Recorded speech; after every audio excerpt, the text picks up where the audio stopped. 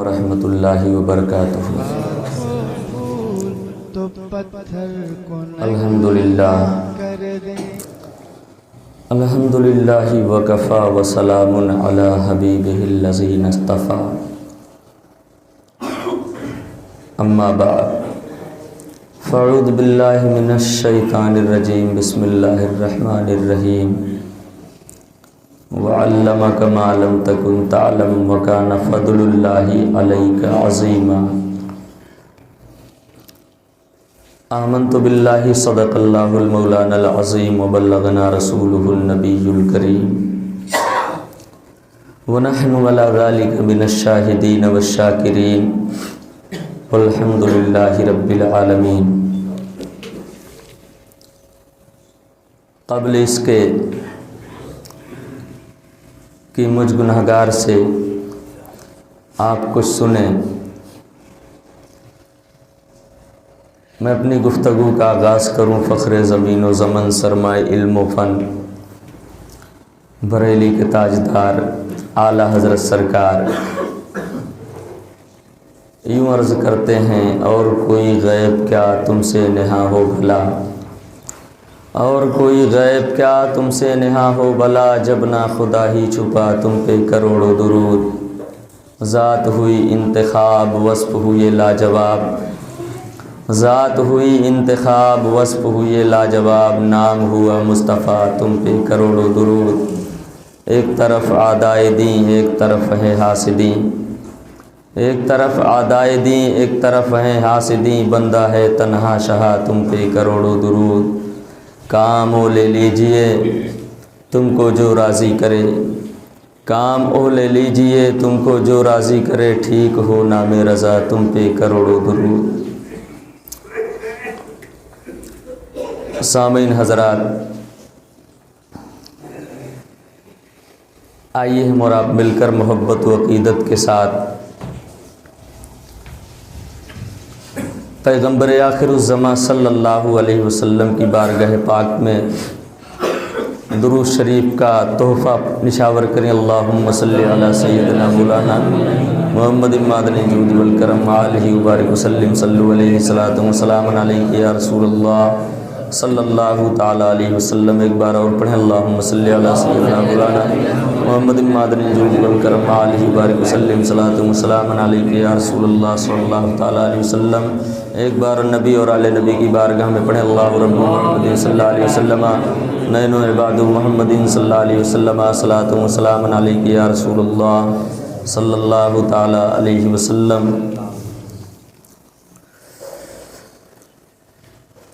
حضرات، خطبے کے بعد آیت کریمہ جو مجھ گناہگار نے پڑھنے کا شرف حاصل کیا، یہ بڑی مشہور و معروف آیت کریمہ ہے، جس میں خلاق کائنات ارشاد فرماتا ہے، وَعَلَّمَكَ مَا لَمْ تَكُنْ تَعْلَمْ وَكَانَ فَضْلُ اللَّهِ عَلَيْكَ عَظِيمًا۔ اللہ فرماتا ہے، اے محبوب، جو کچھ تم نہیں جانتے تھے ان تمام چیزوں کا علم اللہ نے آپ کو عطا فرما دیا۔ یہ رب کا فضل عظیم ہے۔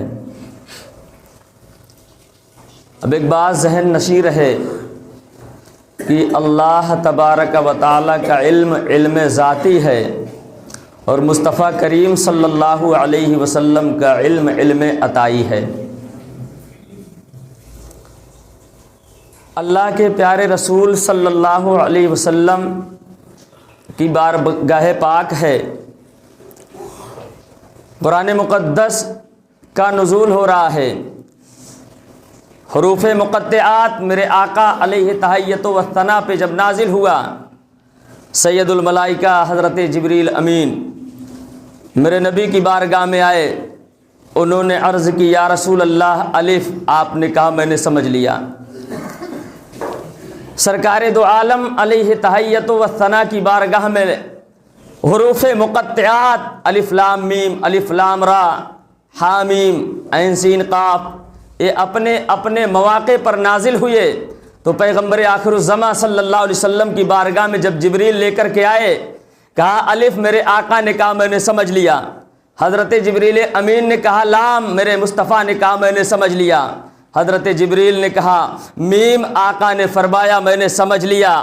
تو حضرت سید الملائکہ طائر سدرہ جبریل امین نے میرے نبی کی بارگاہ میں عرض کیا، یا رسول اللہ میں نے نہیں سمجھا، آپ نے سمجھ لیا۔ تو میرے آقا کے لبہائے نازنین پہ ایک مسکراہٹ آئی اور غیبداں پیغمبر نے فرمایا، اے جبریل قرآن کو لانا تمہارا کام ہے، قرآن سمجھنا میرا کام ہے۔ اب راز کھلا، جبریل استاذ و معلم نہیں، ایک رابطے کا نام ہے، اور جبریل امین جب لا رہے ہیں، جب لانے والے کا یہ مقام ہے تو جس کی بارگاہ میں قرآن لا رہے ہیں اس کا مقام کیا ہوگا؟ جب لانے والے کا یہ مقام ہے تو جس کی بارگاہ میں جبریل دوڑ لگا رہے ہیں اس کی بلند نشینی کا عالم خدا ہی جانے۔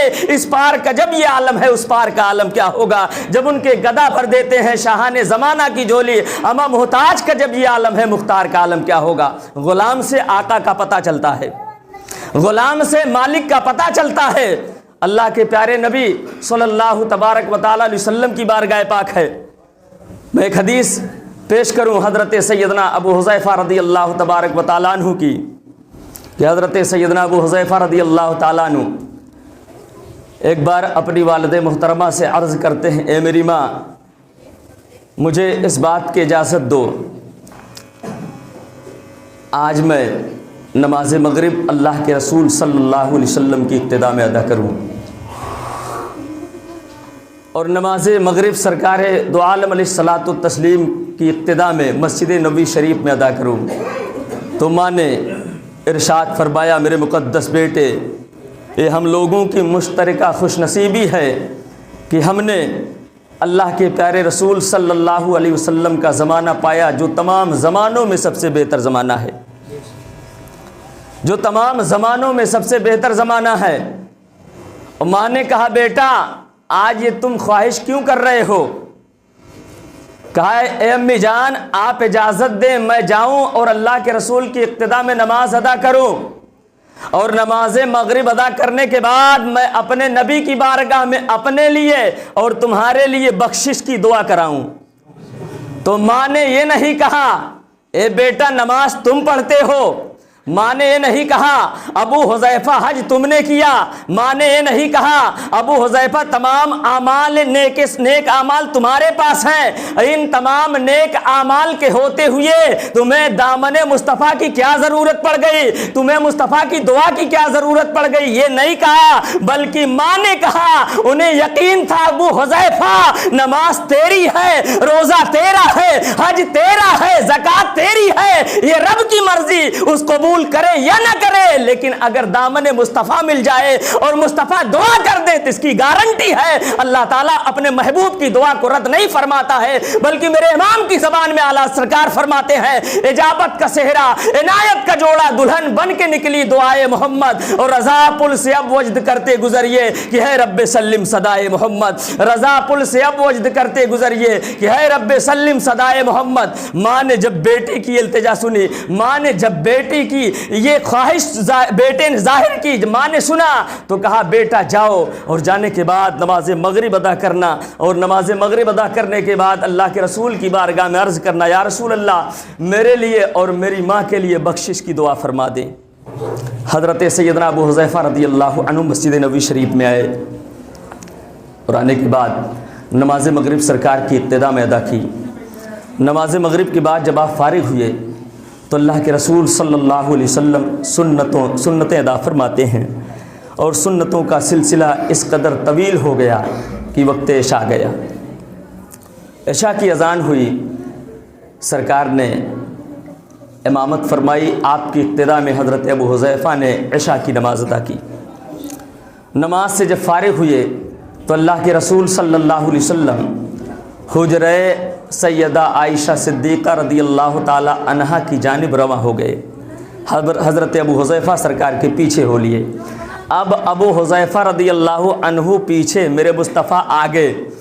اب عقل یہ کہہ رہی ہے ابو حذیفہ نبی پاک صلی اللہ علیہ وسلم جا رہے ہیں، انہیں آواز دے دو، نبی کو روک لو، لیکن عشق نے آواز دی ابو حذیفہ یہ بارگاہ او بارگاہ ہے کہ جہاں کی ہلکی سی بے ادبی انسان کو ایمان سے نکال کر کفر کے گڑھے میں ڈال دیا کرتی ہے۔ ابو حذیفہ آواز مت دینا، یہ ان کی بارگاہ ہے جہاں جبریل بھی آتے ہیں بلا اجازت نہیں آتے ہیں۔ ابو حذیفہ رضی اللہ عنہ ہے، آپ یہ اپنے دل میں سوچ رہے ہیں میرے آقا صلی اللہ علیہ وسلم ایک وقت ایسا آیا، سرکار نے ارشاد فرمایا او میرے پیچھے آنے والے کیا تو ابو حذیفہ ہے؟ آپ نے عرض کی ہاں یا رسول اللہ میں ابو حذیفہ ہوں۔ آپ نے میرے آقا نے فرمایا ابو حذیفہ تیرے دل میں تمنا ہے، تیرے دل میں آرزو ہے دعا کرانے کی، اے ابو حذیفہ جا، اللہ نے تیری ماں کی مغفرت فرما دی، اللہ نے تیری ماں کی مغفرت فرما دی۔ ابھی ابو حذیفہ کی نوک زبان پہ ایک جملہ بھی ادا نہیں ہوا تھا، میرے آقا نے ارشاد فرمایا ابو حذیفہ جات، اللہ نے تیری ماں کی مغفرت فرما دی۔ یہ علم غیب نہیں تو اور کیا ہے؟ اب سنو میرے آقا فرماتے ہیں ابو حذیفہ ابھی میری بارگاہ میں ایک آنے والا آیا تھا، اس کو دیکھا، کہا ہاں یا رسول اللہ میں نے دیکھا۔ میرے آقا نے فرمایا ابو حذیفہ جانتے ہو آنے والا کون ہے؟ آپ نے عرض کی یا رسول اللہ صلی اللہ علیہ وسلم اللہ اور اس کا رسول بہتر جانتا ہے، اللہ اس کا رسول بہتر جانتا ہے۔ میرے نبی نے ارشاد فرمایا اے ابو حذیفہ سنو، اے اللہ کی جانب سے ایک فرشتہ آیا ہے آج میری بارگاہ میں، آج زمین پر سب سے پہلی بار زمین پہ آیا ہے، وہ فرشتہ میری بارگاہ میں آیا تھا اللہ کا پیغام لے کر کے، اللہ کا پیغام لے کر کے۔ ابو حذیفہ جانتے ہو؟ عرض کی میرے آقا اللہ اس کا رسول بہتر جانتا ہے۔ صحابہ یہی کہا کرتے تھے، اس کی ترجمانی تاجدار اہل سنت ہم شبیہ غوث اعظم سرکار سیدنا مفتی اعظم ہند رحمۃ اللہ علیہ یوں کرتے ہیں یا رسول اللہ حبیب خدا کا نظارہ کروں میں، دل و جان ان پر نثارہ کروں میں، میرا دین و ایمان فرشتے جو پوچھیں تمہاری ہی جانب اشارہ کروں میں، میرا دین و ایمان فرشتے جو پوچھیں تمہاری ہی جانب اشارہ کروں میں۔ آقا نے فرمایا ابو حذیفہ یہ اللہ کی طرف سے ایک فرشتہ آیا ہے جو پہلی بار زمین پہ آیا ہے، مجھے خوشخبری دینے کے لیے، مجھے یہ بشارت دینے کے لیے، مجھے اللہ کا پیغام دینے کے لیے۔ عرض کی آقا کیا پیغام اللہ کی طرف سے آیا؟ میرے آقا نے فرمایا ابو حذیفہ رب نے پیغام دے کر کے بھیجا ہے، آپ کی بیٹی سیدہ فاطمہ تمام جہان کی عورتوں کی سردار ہے، آپ کے بیٹے حسنین تمام جنتی نوجوانوں کے سردار ہے۔ یہ خبر دینے کے لیے میرے رب نے اس فرشتے کو بھیجا۔ اور ایک روایت میں یہ ہے کہ نبی نے فرمایا میری بیٹی فاطمہ تمام جنتی عورتوں کی سردار ہیں۔ اللہ کے پیارے رسول صلی اللہ تبارک و تعالیٰ علیہ وسلم کی بارگاہ میں صحابہ تھے، اور یہ صحابہ کا عقیدہ تھا اللہ کے رسول کو اللہ نے علم غیب عطا فرمایا ہے۔ نبی کا معنی ہی ہوتا ہے غیب بتانے والا، نبی کا معنی ہی ہوتا ہے غیب جاننے والا۔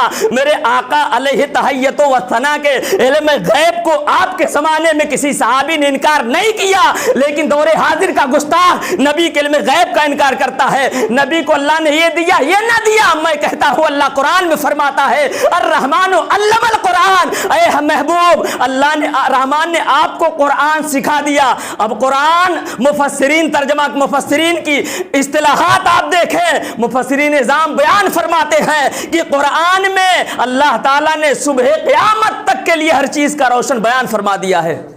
اب کون سا علم ہے جس میں اللہ نے اپنے محبوب کو نہ دیا؟ جب قرآن دے دیا اور رب نے فرمایا محبوب جو نہیں جانتے تھے ان تمام چیزوں کا علم اللہ نے آپ کو عطا فرما دیا، تو آپ کو کس نے اختیار دیا کہ آپ ترازو لے کر یہ تولیں کہ اللہ نے اپنے محبوب کو یہ دیا یہ نہ دیا؟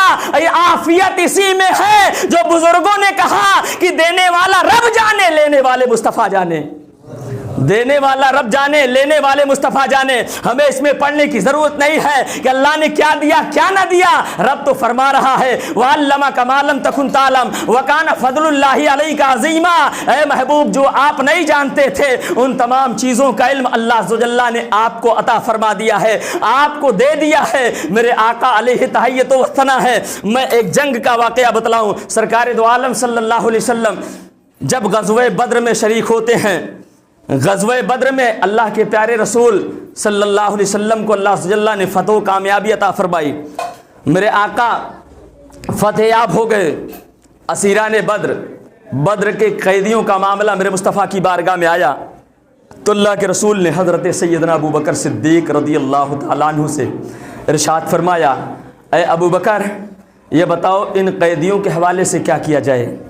تو آپ نے ارشاد فرمایا یا رسول اللہ، عرض کی یا رسول اللہ صلی اللہ علیہ وسلم، ان اسیران بدر کے حوالے سے میری رائے یہ ہے کہ آپ ان سے فدیہ لے لیں اور انہیں رہا کر دیں۔ حضرت سیدنا عمر فاروق اعظم نے عرض کی یا رسول اللہ، ان اسیران بدر کو قتل کیا جائے، یعنی اگر بدر کے شرکا میں باپ مسلمان ہو بیٹا کافر ہو تو باپ اپنے بیٹے کی گردن مارے، اگر بیٹا مسلمان ہو باپ کافر ہو تو بیٹا اپنے باپ کی گردن مار دے۔ حضرت سیدنا آقا دو عالم علیہ الصلوۃ والتسلیم نے حضرت عمر کی بات کو سنا، میرے آقا نے فیصلہ حضرت سیدنا ابو بکر صدیق کی رائے کو ترجیح دیا۔ آقا نے ارشاد فرمایا ان بدر کے قیدیوں کے حوالے سے، اسیران بدر کے حوالے سے ان سے تاوان لیا جائے، ان سے جزیہ لیا جائے، ان سے فدیہ لے کر کے انہیں چھوڑ دیا جائے۔ تو میرے آقا صلی اللہ علیہ وسلم ان اسیران بدر پر تاوان لاگو کر رہے ہیں، فدیہ لاگو فرما رہے ہیں۔ آقا نے کسی پر ایک، کسی پر دو، کسی پہ تین، اب باری آئی سرکار کے چچا کی، اب باری آئی حضرت عباس رضی اللہ تعالیٰ عنہ کے، تو بھی غزوہ بدر میں تھے۔ آپ جب ان کے پاس حضرت عباس کے پاس گئے، میرے آقا نے اپنے چچا سے فرمایا، ان پہ عائد کیا تو چچا نے میرے آقا سے عرض کیا میرے پاس کچھ بھی نہیں ہے، تو میرے سرکار نے ارشاد فرمایا چچا سنبھل کر بات کریں۔ میرے آقا نے فرمایا چچا سنبھل کر بات کریں۔ دوسری بار نفی میں جواب دے دیا کہ میرے پاس کچھ بھی نہیں۔ آقا نے فرمایا چچا ذرا سنبھل کر بات کریں۔ میرے آقا کی بارگاہ میں تیسری بار نفی میں جواب دیا آقا میرے پاس کچھ نہیں، تو غیب داں پیغمبر نے ارشاد فرمایا ابھی چچا داخل اسلام نہیں ہوئے تھے، بدر میں ان کفار مکہ کے شریک تھے، آپ قیدی کی حیثیت سے نبی کی بارگاہ میں ہیں۔ آقا نے فرمایا سنبھل کر بات کریں۔ تیسری بار نفی میں جواب دیا۔ پیغمبر آخر الزمان نے ارشاد فرمایا اے چچا جان جب آپ بدر میں آ رہے تھے، اے چچا جان جب کفار مکہ کے ساتھ آپ جنگ کے لیے آ رہے تھے، آپ نے ایک کالی کوٹھری میں اپنی شریک زندگی چچی ام فضل کو بلایا تھا اور ایک سونے کی ڈلی آپ نے ایک اشرفی ایک سونے کی ڈلی انہیں دیا اور دے کر کہا اپنی شریک زندگی چچی جان سے کہ اسے آپ اپنے پاس رکھیں، میں اسے زمین میں دفن کرتا ہوں اور میں جا رہا ہوں جنگ میں دو پہلو ہیں، یا جنگ میں مار دیا جاؤں یا میں کامیاب ہو کر کے لوٹوں۔ اگر میں مار دیا جاؤں تب بھی تیرے کام آئے گا، اگر میں زندہ واپس آیا ہم اسے نکال کر خرچ کریں گے۔ پیغمبر آخر الزمان نے ارشاد فرمایا چچا آپ نے کیا کہ نہیں کیا؟ حضرت ابن عباس ہیں میرے آقا کی بارگاہ پاک میں ہیں، غزوہ بدر کے اسیران قید کی غزوہ بدر میں ہیں اور قیدی کی حیثیت سے ہیں۔ جب میرے نبی نے جملہ فرمایا حضرت سیدنا عباس رضی اللہ عنہ چچا ہیں، دامن مصطفیٰ میں آتے ہیں، عرض کرتے ہیں آقا آپ ہی نبی برحق ہیں، میرے علامہ کوئی تیسرا نہیں جانتا تھا جو میرے پیچھے جو میرے غیب کی باتوں کو جان لے، جو میری بات کو جان لے، یقیناً وہ نبی برحق ہے۔ اور غیب داں نبی کے علم غیب کو دیکھ کر کے چچا کو دولت اسلام ملی تھی۔ آپ کے چچا کلمہ پڑھ کر کے مشرف اسلام کیے تھے۔ میرے امام اسی کو کہتے ہیں یا رسول اللہ اور کوئی غیب کیا تم سے نہا ہو بھلا، اور کوئی غیب کیا تم سے نہا ہو بھلا، جب نہ خدا ہی چھپا تم پہ کروڑوں درود، ذات ہوئی انتخاب وصف ہوئے لاجواب، ذات ہوئی انتخاب وصف ہوئے لاجواب، نام ہوا مصطفیٰ تم پہ کروڑوں درود۔ آپ کے چچا کو علم غیب رسول صلی اللہ علیہ وسلم دیکھ کر کے دولت اسلام ملی، علم غیب کو مان کر کے آپ مومن ہوئے۔ میرے سرکار کے چچا ہیں اور پیارے آقا علیہ تحیت و ثنا کے علم غیب کو دیکھ کر کے لوگ میرے آقا کے غلام بنتے رہے، لوگ میرے سرکار صلی اللہ علیہ وسلم کے جانثار بنتے رہے۔ ایک بات میں آپ کے گھر کی بتلاؤں، اللہ کے پیارے رسول صلی اللہ علیہ وسلم ایک مرتبہ اپنے ایک صحابی کے وصال پر آپ ان کے جنازہ میں تشریف لے گئے تھے۔ سرکار جب واپس آ رہے تھے تو حضرت سیدہ عائشہ صدیقہ سلام اللہ تعالی علیہا اپنے حجرہ مبارکہ میں تشریف فرما تھیں۔ حضرت سیدہ عائشہ صدیقہ رضی اللہ عنہا نے دیکھا کہ پیغمبر آخر الزمان صلی اللہ علیہ وسلم تشریف لے آ رہے ہیں، آپ نے جلدی سے اٹھ کر کے آپ کے سر پاک پہ ردا نہیں تھی، آپ کے سر پاک پر ردا نہیں تھی۔ اللہ اکبر۔ حضرت عائشہ صدیقہ نے جب دیکھا کہ آقا آ رہے ہیں تو آپ عجلت میں اٹھتی ہیں، آپ جلدی میں اٹھتی ہیں، اور جلدی میں اٹھ کر کے آپ دوپٹہ کو نہیں پاتی ہیں تو آپ نے نبی کی چادر پاک کو اٹھایا اور اپنے سر پہ رکھ لیا۔ جب سر پہ رکھا تو آپ نے دیکھا اللہ کے رسول آ رہے ہیں، ایک طوفانی بارش ہو رہی ہے اور سرکار بھیگتے ہوئے اسی بارش میں تشریف لے آ رہے ہیں۔ حضرت عائشہ صدیقہ سلام اللہ تعالی علیہا نے دیکھا، جب سرکار گھر آ گئے تو حضرت عائشہ صدیقہ رضی اللہ عنہا مصطفیٰ کریم صلی اللہ علیہ وسلم کے قریب گئیں، اور آج قریب جانے کے بعد میرے آقا کے مبارک کندھوں پہ اپنا دست پاک رکھا تو میرے آقا نے فرمایا عائشہ کیا کر رہی ہو؟ عرض کرتے ہیں یا رسول اللہ صلی اللہ علیہ وسلم، میرے ماں باپ آپ پہ قربان، میں نے دیکھا کہ بارش ہو رہی ہے، آپ بھیگتے ہوئے آ رہے ہیں، میں نے آپ کے کندھے پہ ہاتھ رکھا، نمی مجھے محسوس نہیں ہوئے، آپ نے سرکار دو عالم صلی اللہ علیہ وسلم کی ہتھیلیوں پہ ہاتھ رکھا، نمی محسوس نہ ہوئے، اور سرکار کے لباس کو دیکھا، آپ کا لباس بھیگا ہوا نہیں تھا۔ عرض کرتی آقا میں نے کیا دیکھا؟ میرے آقا نے فرمایا عائشہ یہ بتلاؤ تم نے اپنے سر پہ کیا اوڑھ رکھا ہے؟ عرض کرتی ہے آقا اجلت میں میرا دوپٹہ نہ ملا، میں نے آپ کی چادر کو اپنے سر پہ رکھ لیا تو میرے نبی نے فرمایا عائشہ میری چادر کی برکت سے اللہ نے تیری آنکھوں سے حجاب کو ہٹا دیا اور تو نے آج وہ دیکھ لیا جو لوگ نہیں دیکھ پاتے ہیں۔ پتہ چلا نبی کی برکت سے جو عام نگاہیں نہیں دیکھ پاتی ہے، حضرت عائشہ نے اسے دیکھ لیا، حضرت عائشہ نے اسے دیکھ لیا۔ اور جناب اجمل سلطان پوری یوں کہتے ہیں مسکراتا ہے تو مل جاتی ہے سوزن گمشدہ، حضرت عائشہ صدیقہ کے حجرہ کا چاند۔ حضرت عائشہ بیان کرتی ہیں کہ جب کالی رات میں میری سوئی گم ہو جاتی تو میرے نبی مسکرا دیتے تو مسکرانے سے اتنا نور نکلتا تھا میں زمین پہ گری ہوئی سوئی کو ڈھونڈ لیا کرتی تھی، میں زمین پہ گری ہوئی سوئی کو ڈھونڈ لیا کرتی تھی۔ اللہ کے پیارے نبی صلی اللہ تبارک و تعالی علیہ وسلم نے فرمایا عائشہ میری چادر کی برکت سے تم نے وہ دیکھ لیا جو عام نگاہیں نہیں دیکھ پاتی ہیں۔ تو میرے نبی کے جسم سے جو شے مش ہو جائے وہ بھی باعث برکت ہو جاتی ہے، میرے نبی کے جسم سے جو شے مش ہو جائے وہ بھی باعث برکت ہو جاتی ہے۔ ایک آخری بات میں آپ سے عرض کروں، اللہ کے پیارے نبی صلی اللہ علیہ وسلم کو جب کفار مکہ نے میرے نبی کے قتل کی سازش کی، میرے نبی کے قتل کا پلان کیا معاذ اللہ رب العالمین، تو اللہ کے پیارے رسول صلی اللہ علیہ وسلم کے قتل کی سازش میں کہ جو حضور سید کائنات صلی اللہ علیہ وسلم کو قتل کر دے گا معاذ اللہ اسے منہ مانگا انعام دیا جائے گا، اتنا انعام دیا جائے گا، اتنا دولت دی جائے گی کو مالا مال ہو جائے گا۔ اس انعام کو سن کر کے اس لالچ میں جناب سراقہ سرکار دو عالم صلی اللہ علیہ وسلم کے تعاقب میں روانہ ہوئے۔ ایک مقام ایسا آیا کہ جناب سراقہ نے میرے آقا علیہ الصلوۃ والتسلیم کو پا لیا۔ اب گھوڑا گھوڑے کے قریب، سوار سوار کے قریب، نبی نے جب دیکھا سراقہ میرے پیچھے آ رہے ہیں تو اللہ کے رسول نے حکم دیا اے زمین سراقہ کو پکڑ لے، اے زمین سراقہ کو پکڑ لے۔ تو جناب سراقہ جب قریب ہوئے تو زمین نے ان کے گھوڑے کے پاؤں کو پکڑ لیا، قریب تھا کہ سراقہ اسی گھوڑے سمیت زمین میں روپوش ہو جاتے۔ عرض کرتے ہیں یا رسول اللہ میری لغزش معاف فرما دیں، نبی نے حکم دیا، زمین نے چھوڑ دیا۔ جناب سراقہ پھر ایمان کا بھوت سوار ہوا، انعام کی لالچ سوار ہوئی، پھر دوڑنے لگے۔ نبی نے فرمایا زمین پکڑ لے، پھر زمین نے پکڑ لیا۔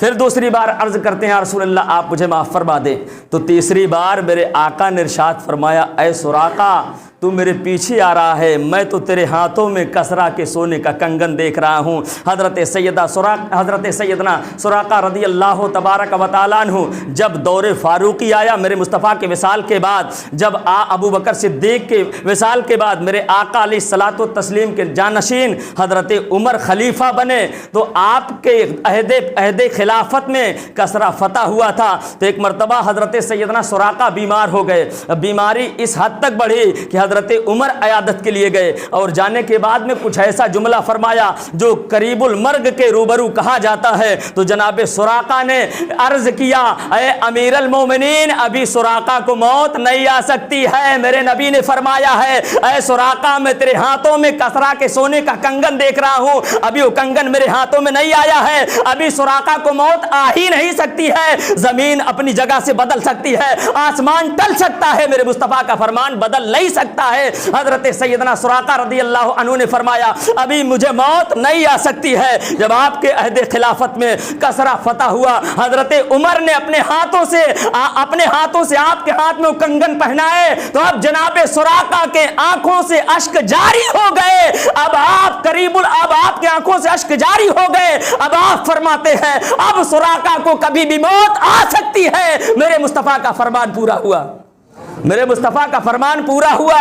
اور کوئی غیب کیا تم سے نہا ہو بھلا جب نہ خدا ہی چھپا تم پہ کروڑوں درود. اور ذات ہوئی انتخاب, وصف ہوئے لاجواب, نام ہوا مصطفیٰ تم پہ کروڑوں درود, نام ہوا مصطفیٰ تم پہ کروڑوں درود. میرے آقا علیہ تحیت و ثنا کے علم غیب کو دیکھ کر کے مقتدر ہستیوں کو کلمہ نصیب ہوا تھا. حضرت ابو بکر نے کلمہ پڑھا تو میرے آقا کے علم غیب کو دیکھ کر کے, علم غیب رسول کو دیکھ کر کے کلمہ پڑھنے کا شرف حاصل کیا. آج کا دور اس قدر پرفتن دور ہے, اس قدر ہوشربا دور ہے. اس دور میں میرے آقا علیہ الصلوۃ والتسلیم کے کلمہ پڑھنے والی امت میرے نبی کے علم غیب کا انکار کرتی ہے. نماز پڑھنے والی امت میرے نبی کا علم غیب کا انکار کرتی ہے. نماز پڑھنے والے لوگ, میں کہتا ہوں میرے عزیزوں, اگر پیغمبر آخر الزماں صلی اللہ علیہ وسلم کی بارگاہ میں اگر توہین کا کوئی مرتکب ہوا اور نمازیں لاکھ پڑھ لے, اگر کعبہ میں نماز پڑھتے پڑھتے مر جائے تو جنت میں نہیں جہنم میں جائے گا.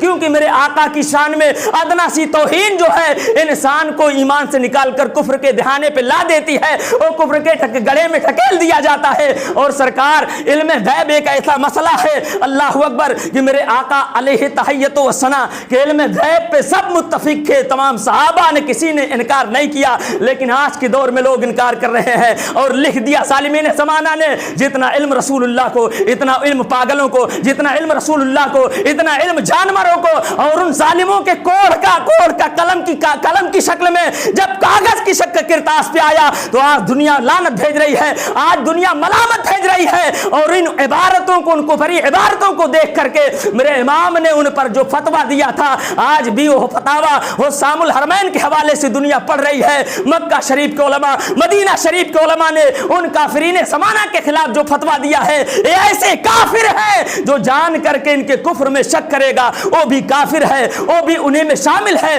من شک فی کفرہ وعذابہ فقد کفر, جو کسی کافر کے کفر میں شک کرے وہ بھی انہی میں سے ہے, وہ بھی کافر ہے. اللہ کے پیارے رسول صلی اللہ علیہ وسلم کے علم غیب کا انکار کرنا کفر ہے. اللہ تعالیٰ قرآن میں فرماتا ہے اے محبوب ہم نے آپ کو جو نہیں جانتے تھے ان تمام چیزوں کا علم اللہ نے آپ کو عطا فرما دیا. اے رب کا فضل عظیم ہے, اے رب کا فضل عظیم ہے. اللہ کے پیارے نبی صلی اللہ تبارک و تعالی علیہ وسلم ہیں, اور پیارے آقا صلی اللہ تعالی علیہ وسلم پہ اللہ عز و جل نے قرآن نازل فرمایا, اور الرحمن علم القرآن فرمایا. محبوب رحمان نے آپ کو قرآن دے دیا, اور قرآن میں قیامت تک کا ہر چیز کا روشن بیان ہے, ہر چیز کا روشن بیان ہے. آپ نماز لاکھ پڑھتے رہیں, آپ حج لاکھ پڑھتے رہیں, ایسی عبارتیں, ایسی عبادتیں, ایسی ریاضتیں اللہ تعالیٰ قرآن میں فرماتا ہے عاملۃ ناصبۃ تصلیٰ نارا حامیہ, مشقتیں بھریں, عبادتیں کریں, ہم انہیں زریت کے ذرات کی طرح باہر پھینک دیں گے.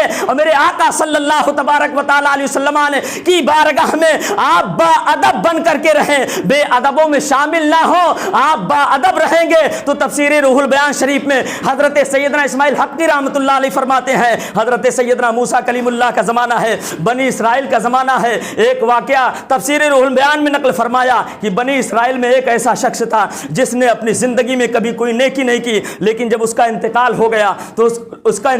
ہو گیا تو لوگوں نے بغیر جنازہ کے, بغیر کفن کے اسے دفن کر دیا. رات میں حضرت سیدنا موسیٰ کلیم اللہ پہ اللہ نے وحی بھیجی, اے میرے پیارے کلیم, اے میرے پیارے کلیم, تمہارے فلاں امتی کو لوگوں نے بغیر جنازہ کے دفن کر دیا ہے, جاؤ اس کی نماز جنازہ پڑھ کر کے سنت کے اس کی نماز جنازہ پڑھ کر کے غسل کے ساتھ اسے دفن کرو. حضرت موسیٰ کلیم اللہ نے عرض کی پروردگار عالم تو علیم و خبیر ہے۔ وہ انسان بڑا گنہگار تھا، وہ انسان بڑا بدکار تھا، اس نے پوری زندگی تیری نافرمانی کی ہے، تو اللہ سے اللہ نے ارشاد فرمایا اے میرے پیارے کلیم تمہارا کہنا صحیح ہے، وہ انسان گنہگار تھا، وہ انسان خطا کار تھا، اس نے میری نافرمانی پوری زندگی کیا ہے، لیکن اے میرے پیارے کلیم، حضرت موسیٰ عرض کرتے ہیں مولا یہ مہربانی کیسی ہوئی؟ اللہ فرماتا ہے اے میرے پیارے کلیم وہ گنہگار تھا صحیح ہے، لیکن اس کی ایک ادا مجھے بہت پسند آئی، وہ جب بھی تورات پڑھا کرتا تھا اور نام محمد رسول اللہ جب آتا تو بڑی تعظیم کے ساتھ اپنی آنکھوں سے لگا لیا کرتا تھا، میں نے اپنے محبوب کے نام کی تعظیم کی برکت سے اس کے گناہوں کو معاف فرما دیا، میں نے اپنے محبوب کی تعظیم کی برکت سے اس کے گناہوں کو معاف فرما دیا۔ اے میرے پیارے کلیم جاؤ اس کی نماز جنازہ پڑھو، اسے دفن کرو، اسے نماز جنازہ پڑھ کر کے دفن کرو، پتہ کیا چلا میرے مصطفیٰ کریم کی بارگاہ میں اگر آپ با ادب بن کر کے رہیں گے تو اللہ تبارک و تعالیٰ کو آپ کی کون سی ادا پسند آ جائے اور اپنے حبیب کے صدقے میں ہماری مغفرت فرما دے۔ ہمارے پاس کچھ بھی نہیں لیکن دامن ہے مصطفیٰ کریم صلی اللہ علیہ وسلم کا، دامن ہے اللہ والوں کا، اور پیارے آقا صلی اللہ علیہ وسلم کہ ہم امتی ہیں۔ ان تمام باتوں کے ساتھ گفتگو تمام کروں، وقت تمام ہوا۔ اللہ عز و جل کی بارگاہ پاک میں دعا ہے مولا تعالیٰ اپنے حبیب کے صدقے میں ہمیں نیک عمل کرنے کی توفیق عطا فرما، صراط مستقیم پر چلنے کی توفیق عطا فرما، مذہب حق اہل سنت والجماعت کے سچے مذہب پر ہمیں قائم رہنے کی توفیق عطا فرما۔ جو حضرات سنت نہ پڑھے وہ سنت پڑھ لیں۔